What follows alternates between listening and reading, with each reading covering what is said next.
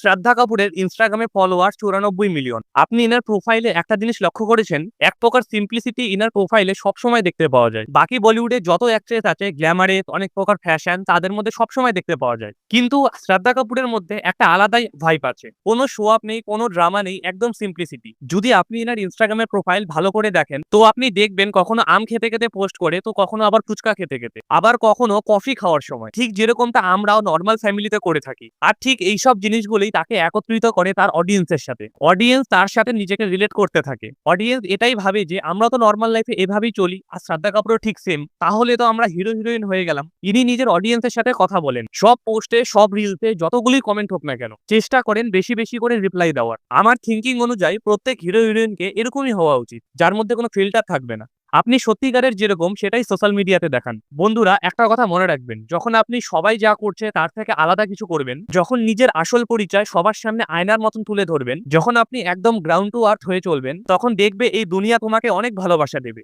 আর এরকম আরো ভালো ভালো ভিডিও দেখার জন্য আমার চ্যানেলটিকে অবশ্যই সাবস্ক্রাইব করুন।